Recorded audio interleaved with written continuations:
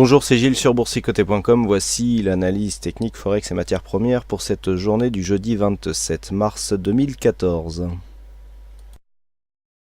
Avec donc une première analyse donc sur la paire de devises euro-dollar qui confirme son mouvement baissier et donc cette attaque du retracement est 38,2% et donc par rapport donc à la rupture de cette zone et 1,3744, eh bien le prochain objectif se situe à 1,3720, sachant qu'un 1,3722 ici étant le retracement à 50% par rapport à l'intégralité de cette tendance. Bon, on avait déjà attaqué cette zone de 38,2, donc finalement le mouvement part bien à la baisse.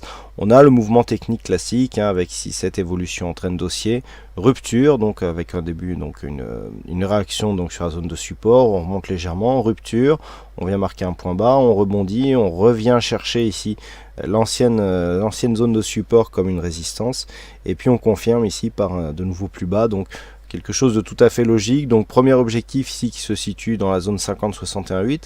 Alors on peut s'arrêter sur 1,3720 comme on peut s'arrêter ici sur 1,3680.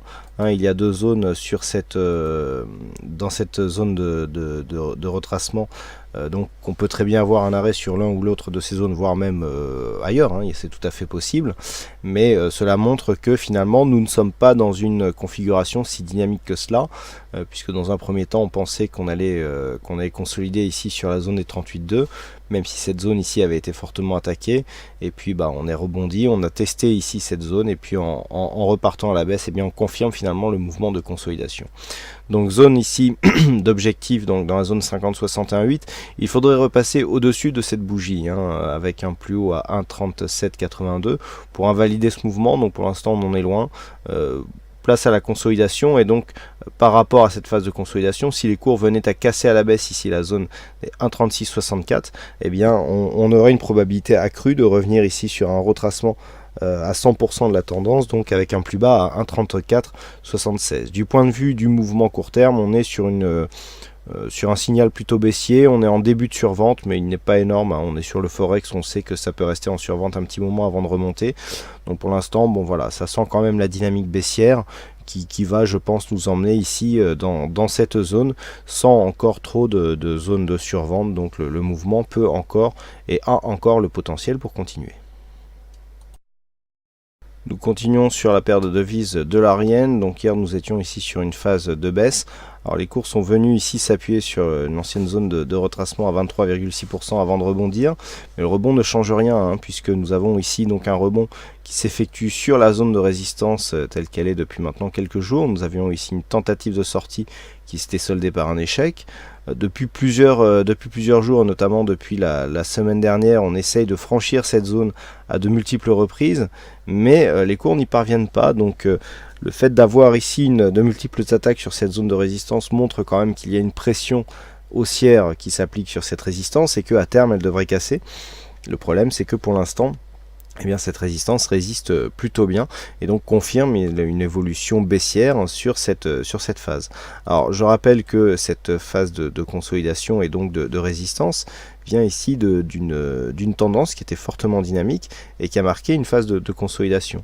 Donc pour l'instant on voudrait bien ici que les cours sortent de cette phase de consolidation. Cela nous montrerait que avec une petite phase de consolidation on pourrait repartir à la hausse, mais la résistance ici résiste tant bien que mal et donc provoque une continuité de mouvement baissier. Donc pour l'instant on reste baissier sur cette configuration.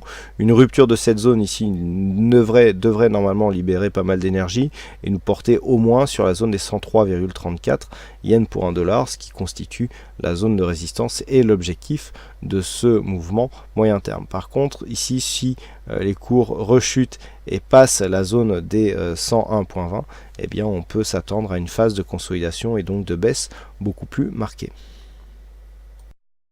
Et enfin sur l'or, nous avons une belle continuité dans le mouvement, puisqu'après avoir cassé ici cette zone de support qui était une zone majeure, après donc de longues hésitations, l'or continue à descendre, donc on a là aussi une zone assez classique, enfin un schéma assez classique, avec ici donc inscription d'un plus bas qui correspond à une zone de support horizontale. On oscille autour de cette zone, on confirme vraiment cette zone comme étant une zone de support.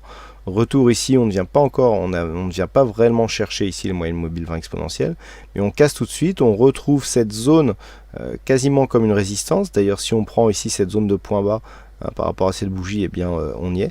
Et puis on confirme la continuité du mouvement. Donc on est ici sur une configuration légèrement survendue, notamment du point de vue des oscillateurs, mais relativement neutre du point de vue du MACD. Donc on peut continuer sur ce mouvement, sur l'or qui, on le sait, peut avoir des mouvements assez direct. Donc pour l'instant, on vient de passer durablement sous la zone des 1300 $ l'once, qui est une zone, je dirais, psychologique. On avait testé cette zone ici sur cette bougie.